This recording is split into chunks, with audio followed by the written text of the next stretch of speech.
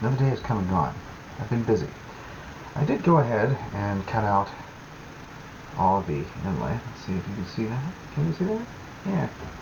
And I cut out two, at the time 7mm, and I had to go to 6.35, but I had a 6mm and a 7mm. I didn't have a 1/4 inch, which is 6.35. So I made two 7mm plugs and scraped them down. And the technique in that is pretty neat. Look at this round thing. Let's pretend this is round. You chisel and just shave as you turn it, and then go over it with a little bit of sandpaper and see if it fits. This is Pau Ferro. This is rosewood, and the thing is that the grain matches extremely well. Almost makes me want to go ahead and plug all the rest of the holes with them, but I'm not going to do that. And what would be the most interesting thing about a Strat is offset inlays. No, not going to do it. Anyway, I did go ahead and cut out the damaged bit here. I have not sanded it smooth yet. It is kind of an angle, but so is the crack. And it is a little on the ugly side, but I basically need to flatten that out and then flatten that out. And I have a nice piece of flamed maple here. There's the flame. There's the flame. Yeah. That will eventually,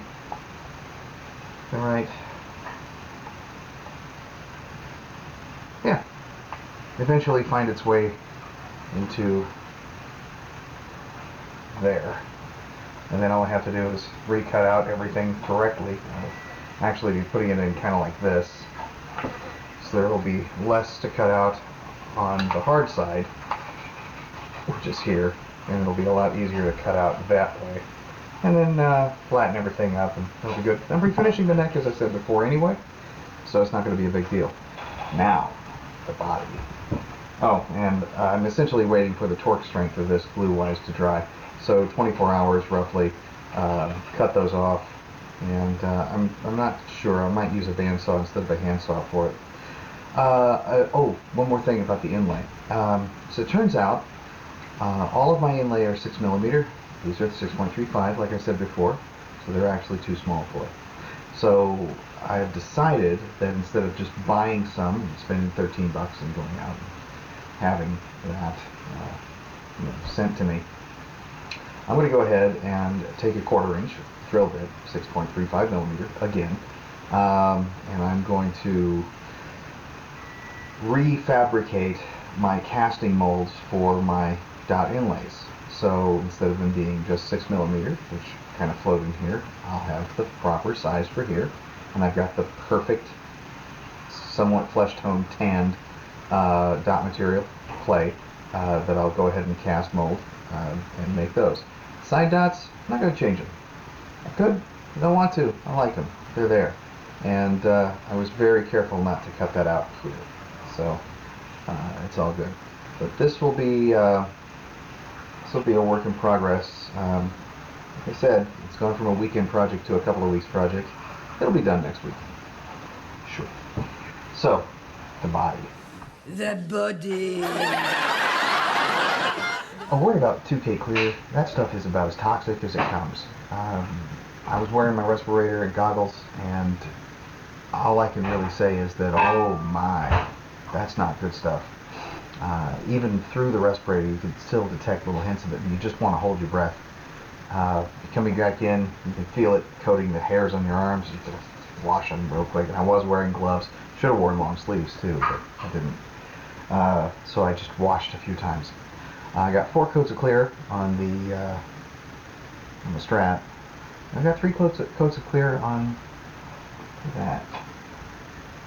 So that, if anybody has seen my Fear Factory videos, or the tutorial about the Fear Factory videos, that's the same guitar. It is now kind of an autumn burst, or an autumn fire, fall fire burst. But yeah, that turned out real nice. It's still curing, but it's touchable. You can handle it. Still need to go over it with a fine-tooth comb, or what is that? Sand paper. I'm having a good brain day, you can tell. Anyway, I did not care so much about this. This was more of an experiment, and besides, it's a keeper. But yeah, essentially I just have to wet sand it, apply the headstock logo thing, hit a couple of guitars behind me, and this will be back in action. So, nice. Excuse me. See? Alright.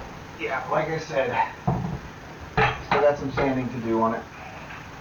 I don't expect that the Strat will be ready to go any sooner than that one. I'm going to let him sit for a good week or so before I actually go ahead and attack them, although I technically could probably attack them now. No, I don't want to. But yeah, that stuff is harmful. Oh my God, you know, it's oof.